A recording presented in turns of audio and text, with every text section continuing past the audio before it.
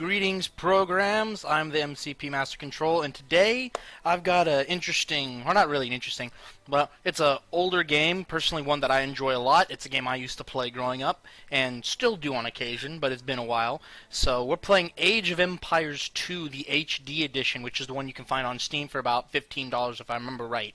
And so today I'm going to start doing a couple of Let's Plays of this because of something I enjoyed doing.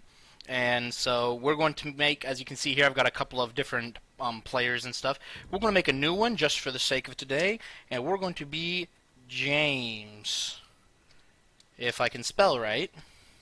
James. Unfortunately, this video is not going to be very long because I do play with. If you've ever heard of Pixelated Apollo or watch any of his videos, especially recent ones, or any of his War of Rights, I do play in the same regiment as him, the 23rd Ohio. So if you want to join, I can't invite you. So go over to some of Pixelated Apollo's War of Rights videos, and I think he'll have a link in the description there or something where you can try and join the 23rd. And so we're going to be playing as James today. I've got the music down low so you can actually, hear me, not the music. And so, because it's been a while, we're going to do the Learn to Play. So this is the William Wallace Learning Campaign. Now, the beginning of each of these missions do have some dialogue, and it says for, brand new players, start here at number 1. For, recent players or people who know what they're doing, they're just having to refresh, start here at number 5. But because I'm doing this just for fun and because it's been a long time, I'm going to start here at number 1, marching and fighting. So now let's get to it, alright? Age of Empires 2 is about empire building, combat and conquest. You start from humble beginnings, a small village in the Dark Ages. You explore to expand your borders, conduct trade to boost your economy, and research technologies to grow your civilization into a mighty empire. But there are difficulties too. Sorry if you hear me drink in the background. I'm drinking. It's been a long day. To destroy, tyrants to bring down. If you're skillful and a little lucky, you just might build a wonder of the world and create an empire that will stand the test of time. To learn how empires are built, help our first hero, William Wallace, in his fight against his oppressors. We are without a leader. The dead king of Scotland has no heir. War creeps in from the south, where Edward Longshanks, the avaricious king of England, has returned from successful campaigns to conquer Wales and France. As Longshanks turns his attention to Scotland, the shadow of fear settles across the Highlands. The English have thousands of Welsh longbowmen, hundreds of knights on horseback, and dozens of siege weapons. We Scottish have a rabble of untrained soldiers who do not even know how to march in a straight line. We must act soon if we have any chance of resistance. We need to forge an army by any means necessary. So it looks like, your basic hope against hope, all odds. Okay, so here we get our objectives. Follow the instructions to reach the Scottish village. It's got something here, your objectives. You got hints, which we could look at. Scroll to view more of the map by moving your mouse to the sides of the screen. For example, move your mouse to the very bottom of the screen to scroll down. Alright, now some things that they will let you do as well, I believe, is, oh no, it won't, unlike most of your games. Oh, Full of Scotland, and it's time for us to fight back. But if we're to defeat them, every one of us will need to learn how to march and fight. Follow the path to the blue flag. First, click the soldier. alrighty, it's going to pause there because now we have this guy under our command. So we can scroll left, up, right, down, and you can only do it by either the actual directional arrow keys, the up, down, left, right, or you can use your mouse and scroll to either left or right. You can, I don't think you can scroll in or scroll out. In the bottom right here, you see our mini-map where we have certain special things which will give you the description over here in the lower left. If you look there while I'm highlighting, you can signal allies because there is multiplayer. You can find idle villagers that are doing nothing. You can then toggle between economic, combat, or normal, which shows normal stuff. Economic will show you economic stuff. Military will only show you your soldiers on the minimap, and then you just go to normal. something I always like to have on, which most people do, some people don't, is your statistics. It'll show you who you are and show you who the enemy is and your current time period.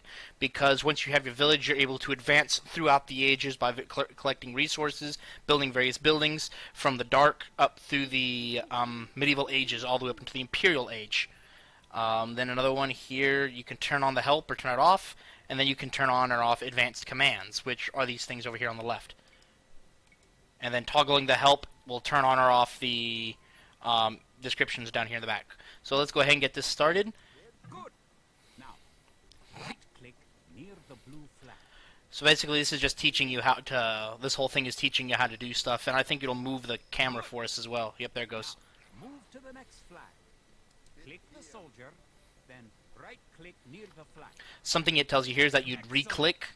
To move to the Alright. next flag, you must walk through the black area. Alright, so what he told us to do is click on the soldier, then right click. As long as he's selected, which you'll tell by the white circle, the green health bar, and then also down here in the middle, this whole white area will tell you, it tells you the name of your unit, what he looks like, his hut points, his average attack, and average defense.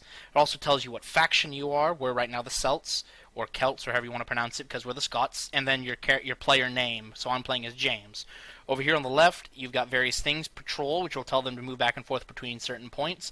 Guard, which means they will not move unless attacked or ordered. You have them follow, which you can tell them to follow another unit, so like you can have them escort caravans or something, because you can build caravans in this. Or you can kill it. You can kill your unit. I'm not sure we're allowed to do that because it's our only guy. If we do that, I'm pretty sure we lose. Attack move, you can click, which they'll move to a certain area and attack any hostiles in their path. You can garrison within certain buildings. And then you have various stances which they'll do while they're idle, like this. You have aggressive, which means they'll chase down any units that come near them. Have them defensive, which means they'll chase them down a little bit and then they'll return back to their spot. You have stand ground, which means they won't do anything, but they will attack enemy units if they come within a range. Or no attack stance, which means they're just basically pacifists for the moment.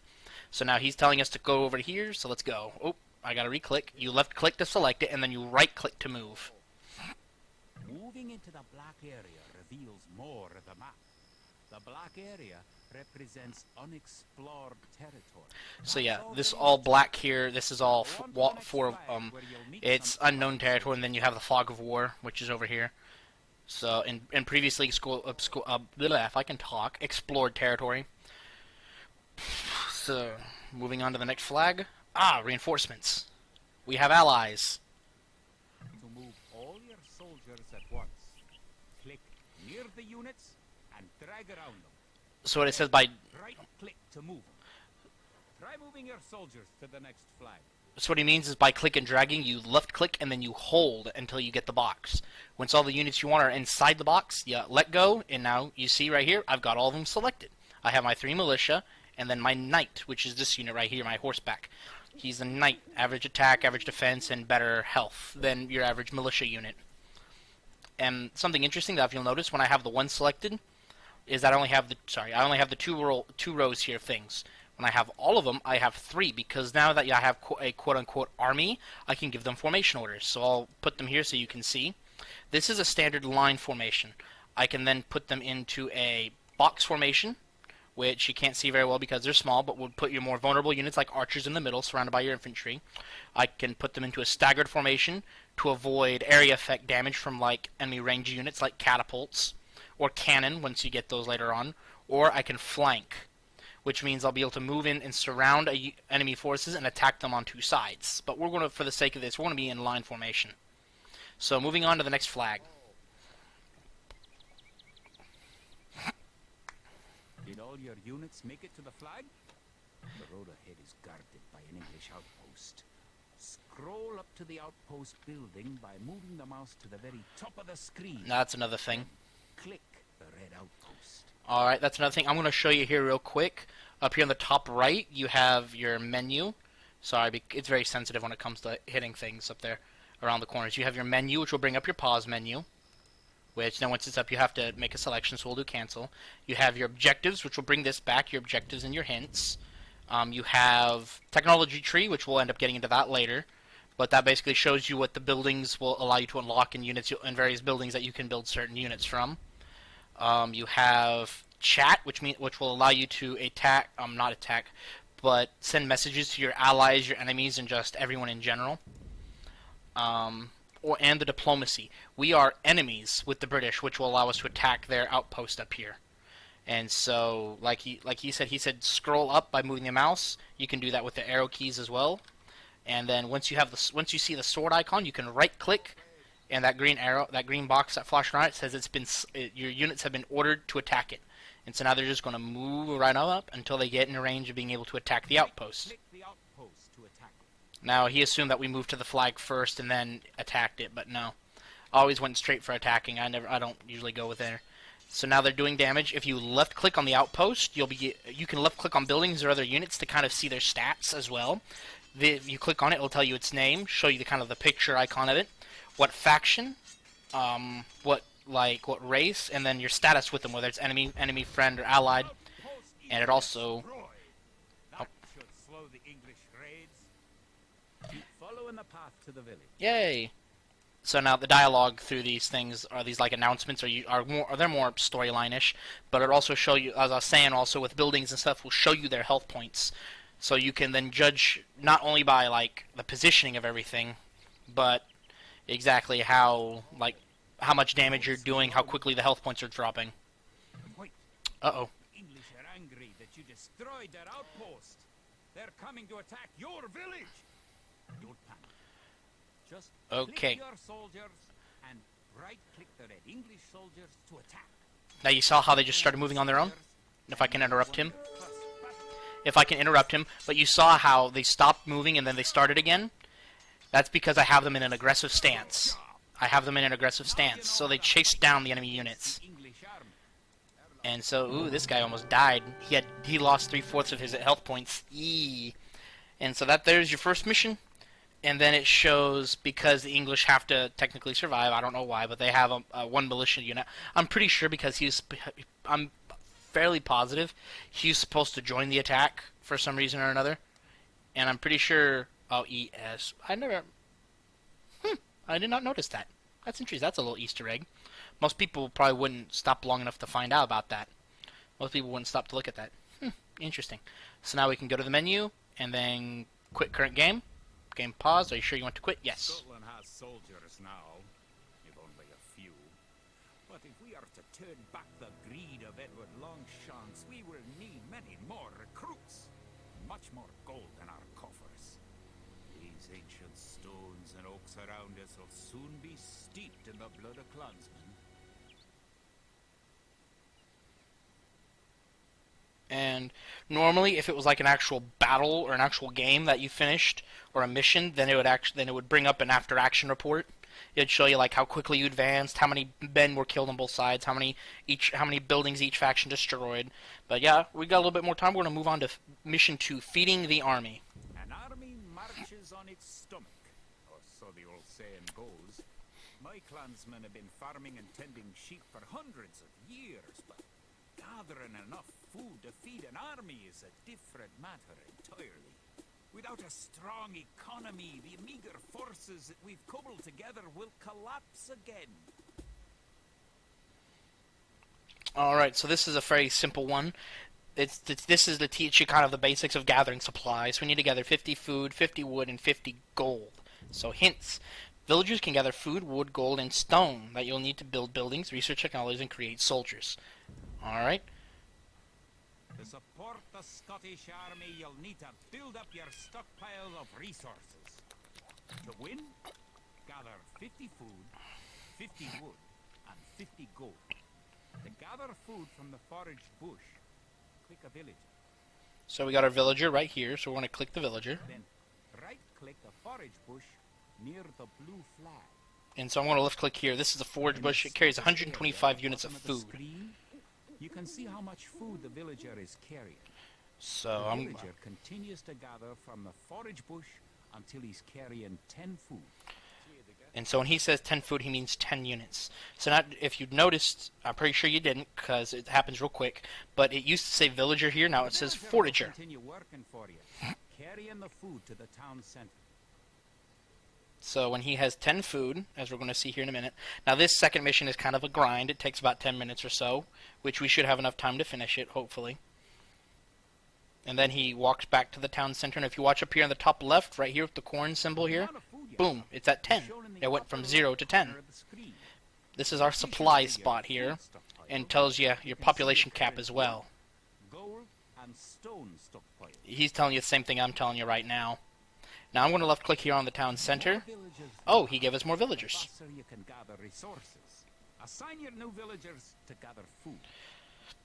So here, the town center, for a cost of 50 food, you can recruit a villager, which would take some time. So when this gets to 50 or 50, I can click that button, and then it would try and create a new villager. Unfortunately, we don't have our population cap is 5 of 5, so we can't recruit anymore else. Until, if it'll show you, we build a house here, which would take 30 wood, which would then increase the population cap by about 5 or so. But anyway, now if you watch here, villager, it says villager, boom, forager. So I'm actually going to tell those two to gather food, because they should get to 50 pretty quick. And I'm going to tell these two to gather wood, and then you to gather some of the gold here, so we can get all of our stuff coming in. Good. You found some gold. Yeah, he said we found some gold, even though we could already see it from the beginning. We had this gold, and you had that gold over there. That dialogue is just to help you feel good about yourself, because some people might not be paying attention, or they'll be waiting for instructions to gather certain stuff. So I guess it's kind of congratulating initiative. And now that you're watching me do this, you're probably going to think, oh, I don't need to do the campaign I don't need to do the learning campaign when I'm done. But yeah, you do. You really need to play it. Also gather 50 wood. Watching someone play this and then playing it yourself is an entirely different experience. The villager, then right-click a tree. You haven't found any gold yet. Search in the unexplored territory. If you haven't found any gold yet, which we have, and then there's gold right here too. Now that we have, this guy's going to make 60 food. I'm actually going to redirect him to help in the gold. So help mining the gold. And then our two wood cutters over here will give us 50 wood here in a minute. Good job. You now have enough wood. So here in about 30 seconds or so, depending on what their rate of carry is. So he's almost got 10, so that'll put us at 30. Then he's about to give us 40. So in about another minute or so, that'll give us 50 gold. And so we're on the way of making a base here. I mean, this whole mission right here is to teach the principles of resource gathering, which is kind of easy.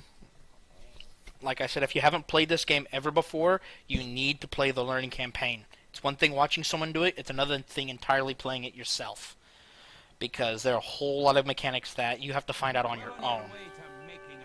There you go, well on the way of making our city. You now have enough gold. We got 90 wood, 80 gold, 80 food, 60 gold. We are victorious.